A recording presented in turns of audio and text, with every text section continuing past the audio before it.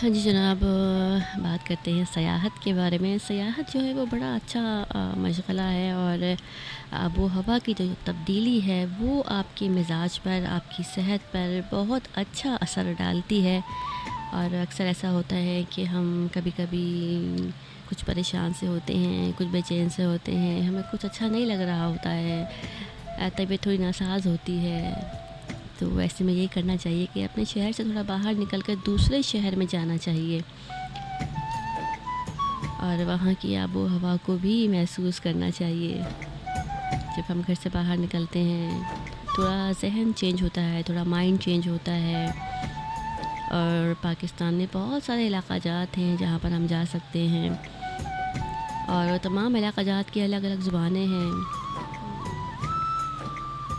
और अच्छा हो कि हम तमाम ज़ुबानों को जान सकें, तमाम ज़ुबानों को सीखें, ताकि जब हम वहाँ जाएँ तो फिर वहाँ के लोगों से बातचीत कर सकें, उनका हाल अहवाल जान सकें, वो कैसे रहते हैं, उनका रहन-सहन क्या है, उनके तौर तरीक़े क्या हैं, वो कैसे कारोबार करते हैं, हमें जान सकें।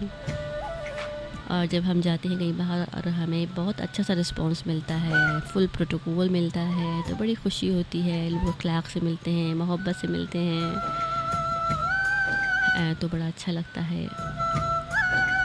ज़िंदगी में चेंज होते रहना चाहिए, थोड़ी-सी तब्दीली आनी चाहिए, और रोज़ाना के रूटीन से जो है वो अक्सर थोड़े बेज़ार से भी हो जाते हैं, तो छुट्टियाँ होनी चाहिए।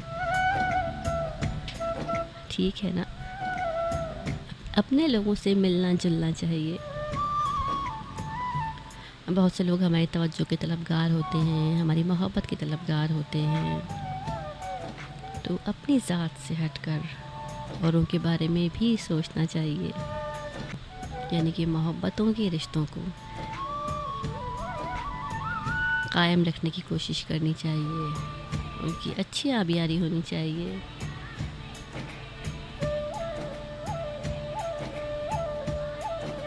इस तरह से जो है वो बहुत सारा वक्त हम अच्छा गुजार सकते हैं, और यही चीज़ें होती हैं जो हमें याद रह जाती हैं। वक्त गुज़र जाता है लेकिन बातें याद रह जाती हैं, एक साथ गुज़ारा हुआ वक्त हमें याद रहता है। ठीक है ना?